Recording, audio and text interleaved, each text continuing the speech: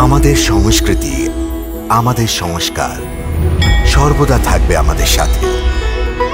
ভারতের মহান গ্রন্থ আর কাব্যের সম্পূর্ণ সংকলন। সাবস্ক্রাইব করুন তিলক।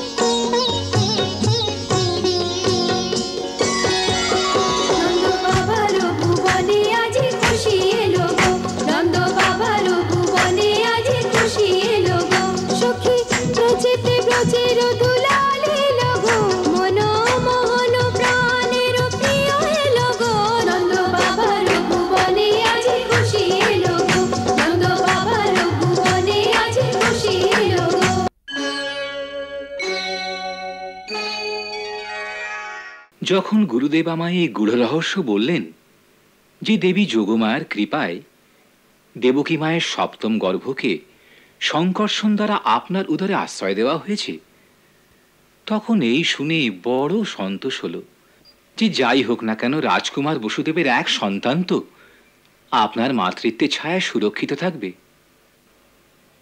দেবকী মায়ের যে অষ্টম সন্তানের সবাই প্রতীক্ষা করছিলেন, ওনার গর্ভে আসার সমাচার পেতেই সব প্রজা আনন্দে নেচে উঠেছিল। দেবকী বৌঠান আবার মা হতে চলেছেন?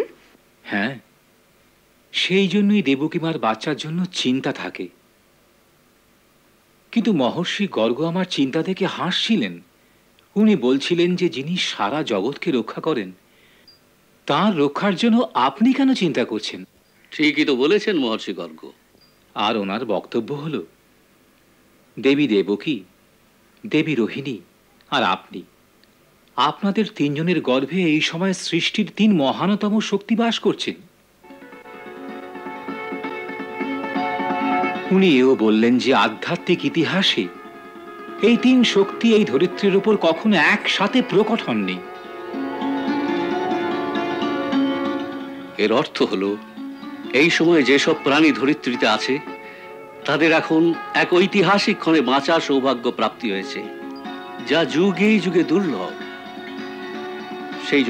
সেই জন্য আমাদের বারংবার প্রভুকে প্রণাম করে নিজেদের পূর্বপুরুষদের ধন্যবাদ দেওয়া উচিত, যাদের পুণ্যে আমাদের এই সৌভাগ্য প্রাপ্তি হয়েছে যে আমরা এই যুগে জন্ম নিয়েছি, যে যুগে তারুণ হারির চরণ চিহ্নে এই ধরিত্রী সুশোভিত হয়েছে।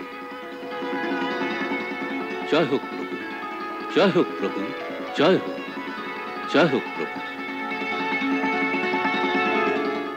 দেবকীর এই বাচ্চার প্রতি মহারাজ কংসের আচরণ কি ধরনের? দেবী রোহিণী, এ তো স্পষ্ট কথাই যে উনি এই বালকের প্রতীক্ষাতেই ছিলেন, কিন্তু এখন উনি বড় সতর্ক হয়ে গেছেন। উনি কারাগারের পাহারা দুগুণ করে দিয়েছেন। দিন রাত এক পরিচারিকা দেবকী মার প্রতিটি ব্যাপারে লক্ষ্য রাখার জন্য কারাগারে থাকে। এখনো উনি স্বয়ং কারাগারে কুমার বসুদেব আর দেবকী বৌঠানকে দেখতে যাননি। শুনেছি সপ্তম গর্ভের সময় যখন উনি কারাগারে পৌঁছন, কোন সাপের ফনায় উনি কিছুক্ষণের জন্য অন্ধ হয়ে গিয়েছিলেন। আমাদের গুপ্তচরেরা বলেন, যখন উনি অষ্টম গর্ভের বিষয়ে জানতে পারলেন, বাইরে বীরত্ব দেখাচ্ছিলেন, কিন্তু ভেতরে ঝিমিয়ে পড়েছিলেন। রাতেও সহসা উঠে বিষ্ণু বিষ্ণু বলে চিৎকার করে ওঠেন। প্রতি বস্তু, প্রতি প্রাণীকে উনি সন্দেহের দৃষ্টিতে দেখেন। উনি এখন কাউকেই বিশ্বাস করেন না।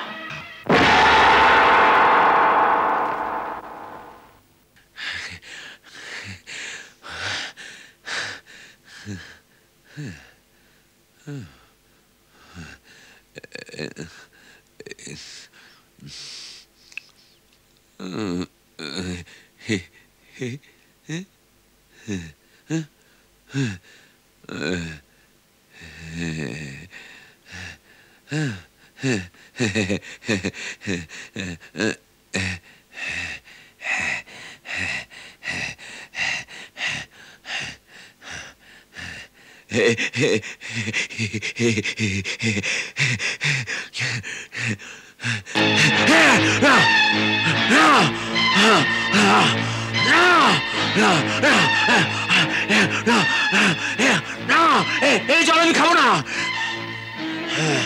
এতে বিষ্ণু আছে, বিষ্ণু, নিয়ে যাও।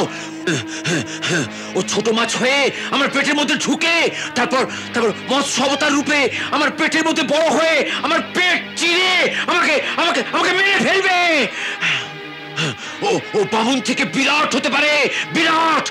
নিয়ে যাও, নিয়ে যাও, নিয়ে যাও। জল আমি খাবো না। ও নিয়ে যাও, জল খাবো না। ও জল আমি খাবো না। ও জল আমি খাবো না।